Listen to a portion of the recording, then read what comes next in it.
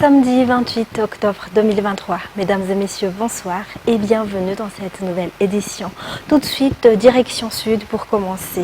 Les habitants de la ville de Saqqara voteront pour le candidat Anjra Zouel selon leurs promesses faites cet après-midi lors du passage du candidat numéro 3 sur place. Les habitants de cette ville riche en ressources minières bénéficieront de ces avantages, a promis Anjra Zouel.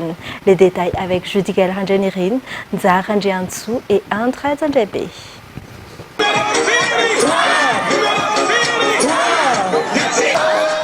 Orange, c'est la couleur qui a dominé dans la ville de Saqqara ce jour. Les personnes venues nombreuses sur le stade sont convaincues par le développement apporté par le candidat numéro 3 quand il était encore au pouvoir.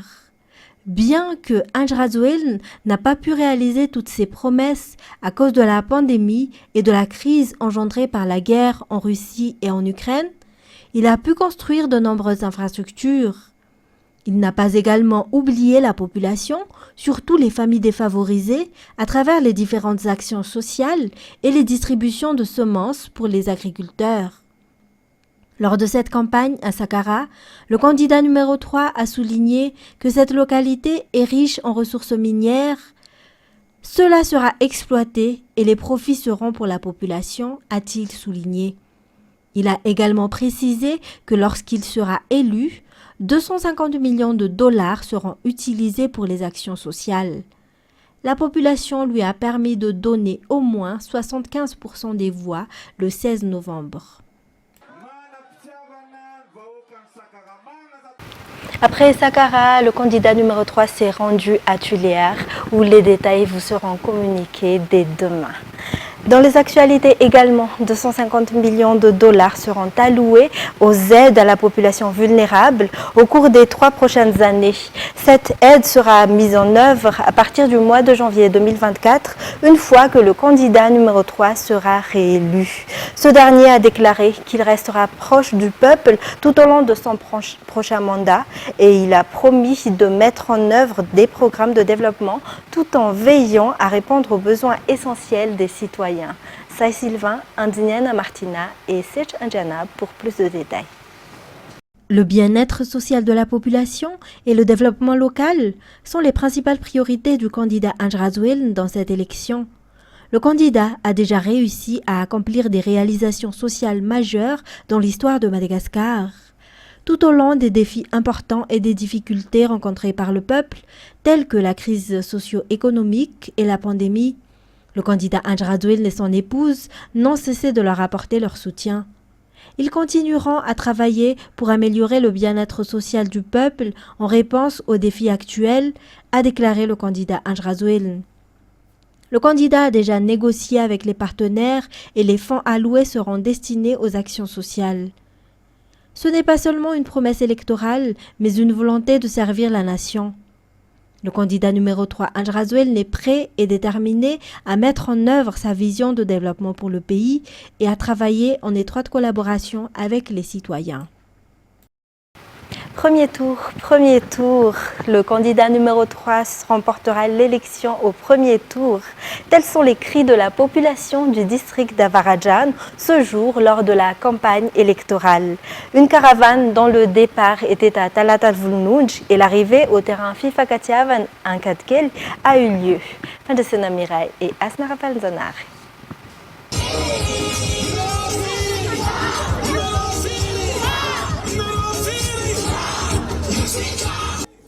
Les associations et les particuliers dans le district d'Avarajan se sont unis pour soutenir le candidat numéro 3, Anjra Zouel, ce jour. Selon eux, le candidat numéro 3 sera élu dès le premier tour dans ce district. De Talatavulnouj à Kadkeli, les partisans étaient nombreux. Selon eux, c'est une réponse aux nombreuses infrastructures que le candidat numéro 3 a construites pour eux. Les électeurs ont déjà reçu leur carte électorale et attendent avec impatience le 16 novembre pour voter pour Anjra Zouel. Toujours selon eux, il n'est plus nécessaire de créer la discorde dans le pays. En politique, l'ancien président du Sénat n'a jamais été menacé de mort. Il a menti de A à Z, d'après les confidences de la journaliste Gaëlle Borgia lors de la journée d'études autour de la célébration du 75e anniversaire de la Déclaration universelle des droits de l'homme à Ivat hier. L'ancien président du Sénat a tout fait pour semer le trouble dans le pays dans le but de ne pas aller aux élections. Les détails. L'histoire partagée par l'ancien président du Sénat Herman Narzaf Maef il y a environ 3 semaines reflète sa mythomanie. D'après les révélations de la journaliste Gaëlle Borgia, il n'a jamais été menacé de mort et il a menti de A à Z. Du Sénat qui m'a révélé ça n'a pas reçu de menace de mort. Est-ce que vous le croyez ça? Il n'a pas reçu de menace de mort du gouvernement. Donc c'était sa parole contre les personnes qui l'accusent. Il m'a manipulé. Okay, il m'a convoqué pour me donner une interview, pour me dire voilà, je vais vous faire des révélations à la grande journaliste Gaëlle Borgia, etc. C'était faux, de A à Z. Okay, sa fille, dont il dit qu'elle a dû aller en France parce qu'ils étaient menacés de mort, c'est faux. Ils ont fait une demande de visa au mois de juillet. Elle est allée en France pour ses études. C'était un départ totalement prévu, normal. J'ai passé 1 heure dans son bureau. Je vous le dis là aujourd'hui, je ne sais pas si vous filmez ou pas, personne ne sait ça. 1 heure à lui poser des questions sur tout ce qui s'était passé. Il a même failli pleurer. Il avait les larmes aux yeux quand il parlait de sa fille. Tout était faux. Voilà ce que je peux vous dire aujourd'hui. Toutes ces accusations n'étaient donc que des manœuvres machiavéliques pour compromettre le processus électoral.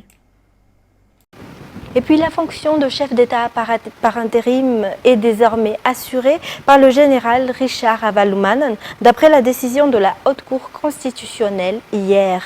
Le Premier ministre Christian, quant à lui, continuera de diriger le Conseil des ministres pour les affaires courantes. Les détails avec ça, Sylvain. Le général Richard Ravalomanen est le nouveau chef d'État par intérim, d'après la décision de la HCC publiée hier. Toujours selon cette décision, le Premier ministre, chef du gouvernement, dirigera le Conseil des ministres et le président du Sénat, chef d'État par intérim, assurera les autres attributions présidentielles courantes et dirigera le Conseil des ministres restreint sur les questions de défense et de sécurité. Toujours dans cette décision, la HCC prend acte de la volonté des 2 chefs de l'exécutif à instaurer une organisation spécifique. Elle souligne que le gouvernement adhère à ce partage des responsabilités entre le chef de l'État par intérim et le Premier ministre, qui dispose de toutes les forces chargées de la police, du maintien de l'ordre, de la sécurité intérieure et de la défense. Par ailleurs, ce nouveau poste du général Ravalomanen entraîne une vacation de poste du président du Sénat. Un président du Sénat par intérim devrait donc être nommé, décide la HCC. L'appel à la grève générale lancé par la Solidarité syndicale de Madagascar ou SSM n'a pas été suivi. Tous les bureaux administratifs étaient opérationnels depuis jeudi et les fonctionnaires travaillent normalement. Le directeur général de la douane a d'ailleurs rappelé qu'il faut franchir plusieurs étapes pour qu'une grève soit légale. Détails sur les images de Kevin Ravuniarsan. Les fonctionnaires refusent d'être instrumentalisés politiquement. Les modalités de grève sont également régies par la loi et ces fonctionnaires ont une obligation de neutralité et de réserve.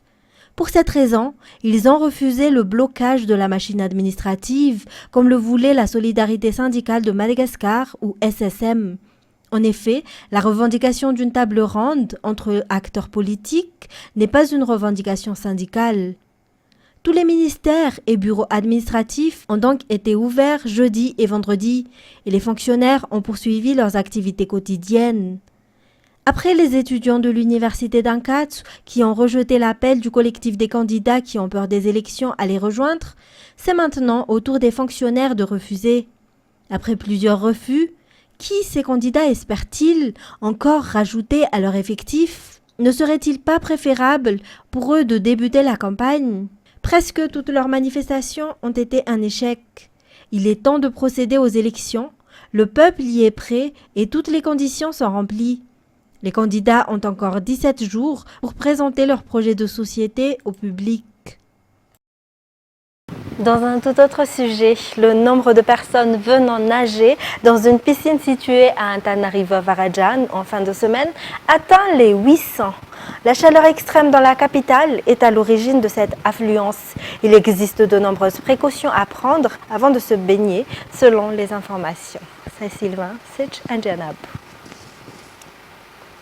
La température à Antananarivo est montée autour de 28 à 30 degrés Celsius ces dernières semaines. En raison de la température élevée, les piscines sont bondées. La natation fait désormais partie du programme familial, surtout les week-ends. La natation présente de nombreux bienfaits pour la tension artérielle, le système respiratoire et également pour de nombreux muscles du corps. Il est nécessaire d'être prudent toutefois, car certaines maladies peuvent y être contractées. Il existe actuellement des centaines de piscines à Antananarivo et dans les environs. C'est devenu une sorte de standard parmi les lieux de divertissement. Et Minawarsu Christiane, basketteuse de Lankwai, contribuera au développement du basket dans la région Atsimu-Atsinanan. Elle collectera des ballons de basket pour les joueurs locaux. Un reportage de Antoniana Martina, Sech Anjanab et Sai Sylvain.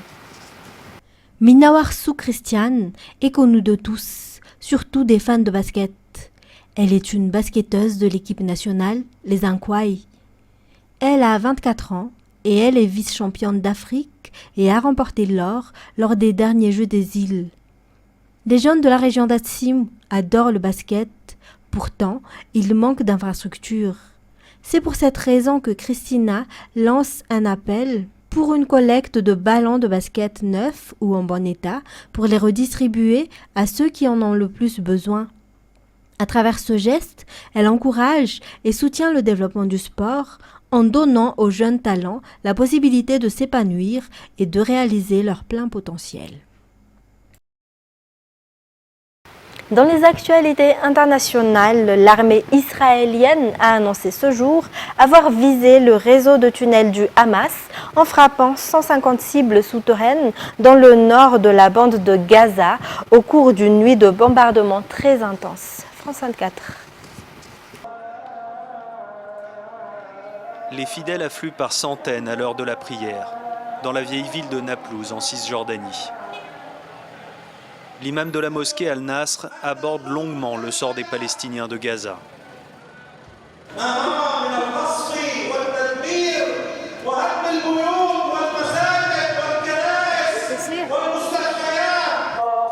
La ville palestinienne vit depuis longtemps au rythme des affrontements avec l'armée israélienne.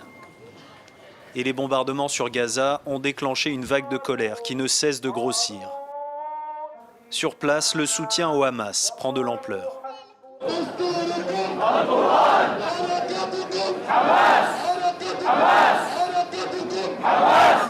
Nous voyons ce qui se passe là-bas de nos propres yeux. Nous montrons notre solidarité avec eux, mais ça ne change rien. 7000 morts, dont 3000 femmes et enfants.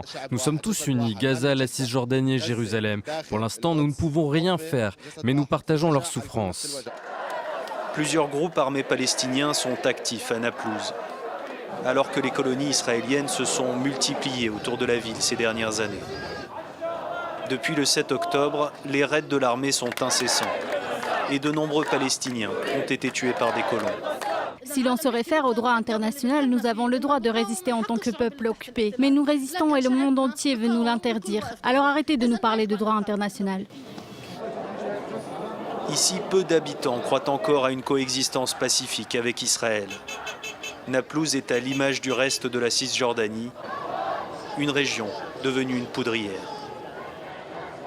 Et la tension reste très vive à la frontière nord d'Israël avec le Liban, où les échanges de tirs sont quotidiens entre l'armée israélienne et le Hezbollah, soutenu par l'Iran et allié du Hamas. France 24.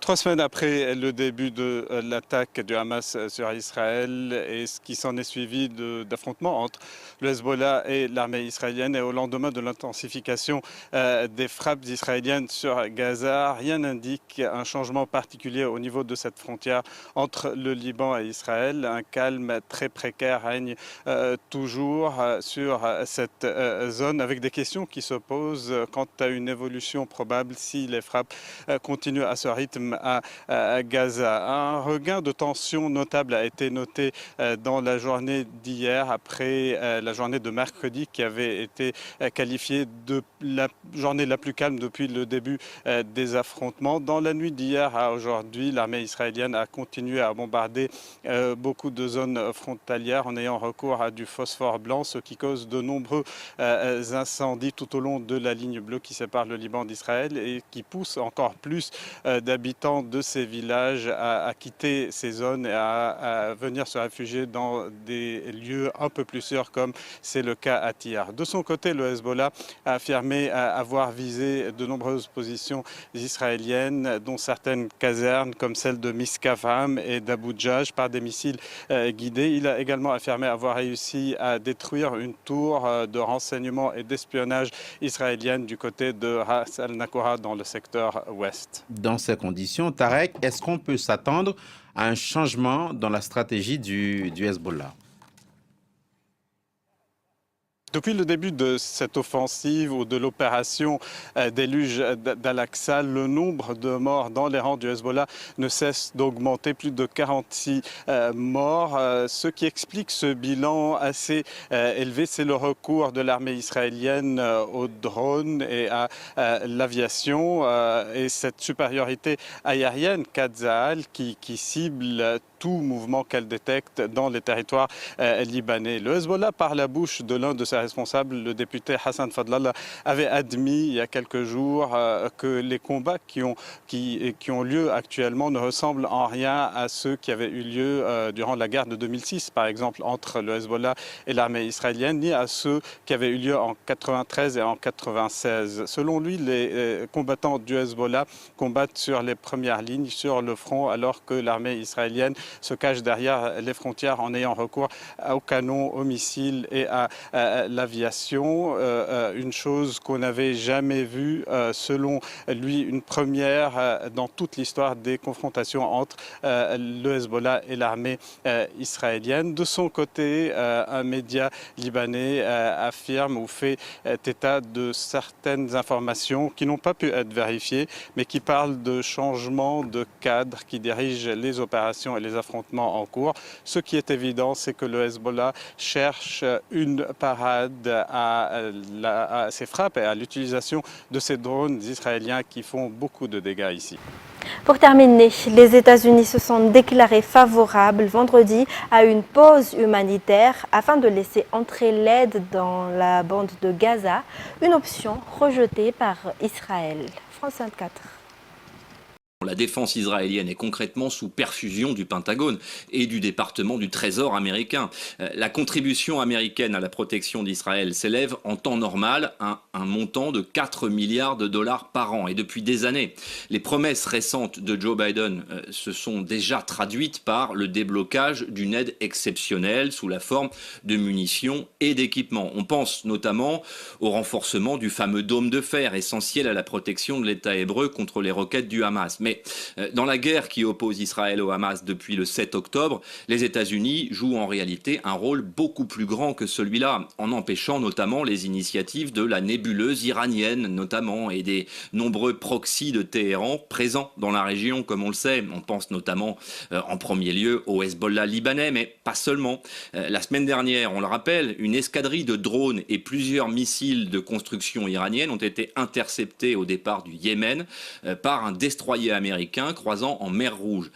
L'attaque venait des rebelles Houthis et visait, on le sait désormais, le territoire israélien. En représailles, les milices pro-Iran localisées en Syrie ont également été frappées cette semaine après que plusieurs bases américaines dans la région ont essuyé des tirs de roquettes, faisant des dizaines de blessés dans les rangs de l'armée américaine. Encore une fois, l'armée américaine a peu communiqué sur ce sujet. Il est inutile de rappeler l'Armada également déployée par Washington avec ses 2 porte-avions et leur groupe aéronaval en Méditerranée orientale. En revanche, ce qui est moins connu et qui achève d'illustrer l'implication directe des États-Unis dans ce conflit et à Gaza, c'est la présence d'officiers américains et de forces spéciales directement insérés dans les états-majors israéliens et qui délivrent leurs conseils dans des domaines directement liés au combat ou à la libération d'otages. La figure principale de ces officiers n'est autre que le major général James Glynn, figure du corps des Marines, bien connu dans l'armée américaine et parmi les forces spéciales, et notamment connu pour être l'un des artisans de la terrible et sanglante bataille de Mossoul en Irak en 2017. Et c'est la fin de cette édition. Merci à vous de l'avoir suivi. Toute l'équipe de la rédaction vous donne rendez-vous dès demain pour de nouvelles actualités. Au revoir et bon samedi.